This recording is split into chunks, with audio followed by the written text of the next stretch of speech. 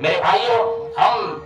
قربانی کے لیے جانور لے کر کے آتے ہیں، قیمتی اور مہنگا اور اچھا جانور لے کر کے آتے ہیں۔ یہ قربانی ہمیں یہ سبق دیتی ہے کہ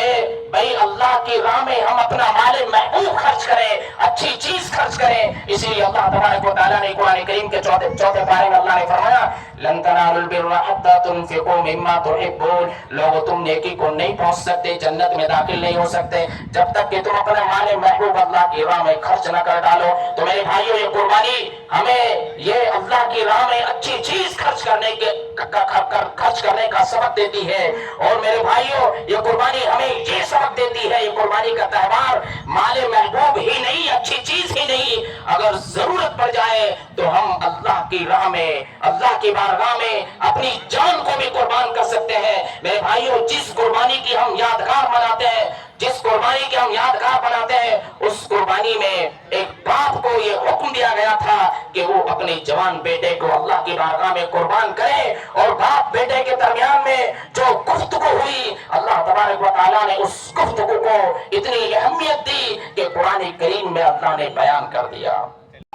جب وہ بیٹا اپنے باپ کے ساتھ چلنے پھرنے کے لائق ہو گیا، جب وہ بیٹا اپنے باپ کے ساتھ دوڑنے کے لائق ہو گیا، تو باپ نے کہا قال یا بنی انی ارى فی المنام انی اذبحک، باپ نے بیٹے سے کہا بیٹا میں نے خواب میں دیکھا ہے کہ میں تجھے ذبح کر رہا ہوں، فانظر ماذا ترى، تو میرے بیٹے تو یہ بتا، میرے بچے تو یہ بتا تمہاری کیا رائے ہے، تمہارا کیا مشورہ ہے۔ بیٹا کہتا ہے یا ابت افعل ما تؤمر، یا بچان آپ کو جو حکم دیا گیا ہے، آپ کو جو حکم ملا ہے آپ اسے کر گزریے، ستجدنی انشاءاللہ من الصابرین، انشاءاللہ آپ مجھے صبر کرنے والوں میں سے پائیں گے، انشاءاللہ آپ مجھے صبر کرنے والوں میں سے پائیں گے۔ اور فلما اسلما وتلہ للجبین، اور جب دونوں باپ بیٹے اللہ کے حکم کو پورا کرنے کے لیے تیار ہو گئے، اور باپ نے بیٹے کو پیشانی کے بل یا کروٹ کے بل لٹا دیا،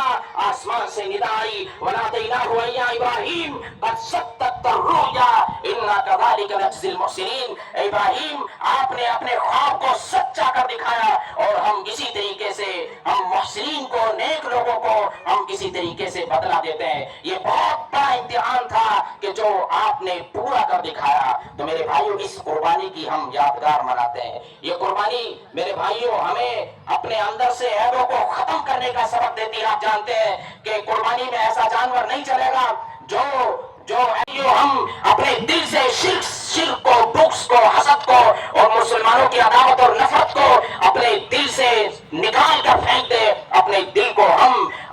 کو ہم شرک اور بغض اور دنیا کی گندگی اور غلاظتوں سے ہم اپنے نفس کو پاک کر لے۔ اسی لیے اللہ نے فرمایا قد افلح من زکاہا، کامیاب ہوا وہ شخص جس نے اپنے نفس کو پاک کر لیا دنیا کی گندگی اور غلاظتوں سے، جس نے اپنے نفس کو پاک اور صاف کر لیا وہ کامیاب ہوا۔ وقد خاب من دساہا، اور ناکام اور نامراد ہوا وہ شخص کہ جس نے اپنے نفس کو ان تمام کی تمام غلاظتوں میں، شرک میں، بغض میں، حسد میں، عداوت میں، نفرتوں میں اور دنیا کی گندگی اور غلاظتوں میں جس نے اپنے نفس کو چھوڑ دیا وہ ناکام اور نامراد ہوا۔ میرے بھائیو، یہ قربانی ہمیں یہ سبق دیتی ہے کہ ہم اپنے اندر سے عیبوں کو ختم کر دیں، ہم اپنے دل کو پاک اور صاف کر لیں۔ میرے بھائیو، یہ قربانی کا تہوار ہمیں اتحاد اور اتفاق کا سبق دیتی ہے۔ یہی آخری چیز بیان کر کے میں اپنی بات کو ختم کروں گا کہ قربانی کا تہوار ہمیں اتحاد اور اتفاق کے ساتھ رہنے کی یہ ہمیں تلقین کرتا ہے کہ میرے بھائیو، اسی لیے اللہ نے فرمایا یا ایھا الذین آمنوا اطیعوا اللہ ورسولہ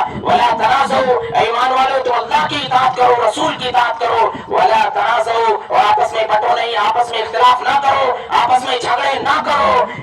فتفشلوا وتذهب ريحكم، اگر تم نے آپس میں جھگڑا کیا، اگر تم آپس میں پھٹے، اگر تم نے آپس میں اختلاف کیا تو تمہاری ہوا اکھڑ جائے گی، تم کمزور ہو جاؤ گے۔ آج مسلمان سرحدوں میں بٹا ہے لیکن اس کا ایمان اسے جوڑتا ہے۔ اگر دنیا کے کسی کونے میں کوئی مسلمان تکلیف میں مبتلا ہے، پریشانی میں مبتلا ہے، تو دنیا کے کونے کونے میں رہنے والا مسلمان اس کے درد کو محسوس کرے، اس کی تکلیف کو محسوس کرے، اس کی پریشانی کو محسوس کرے، یہ اسلام سکھاتا ہے۔ میرے بھائیو، اگر فلسطین میں کسی مسلمان کوئی مسلمان پریشان حال ہے، یا اسی طریقے سے ہمارے ہمارے شہر کڑپا میں کوئی مسلمان پریشان حال ہے یا پریشانی میں مبتلا ہے، تکلیف میں مبتلا ہے، تو دنیا کے کونے کونے میں رہنے والے مسلمان اس کا درد، اس کا دکھ محسوس کرے، یہ اسلام سکھاتا ہے۔ نبی صلی اللہ علیہ وسلم فرماتے ہیں کمثل الجسد الواحد، مسلمانوں تمہیں ایک دوسرے کا اس طرح خیال ہونا چاہیے، اس طرح بھائی ہونا چاہیے،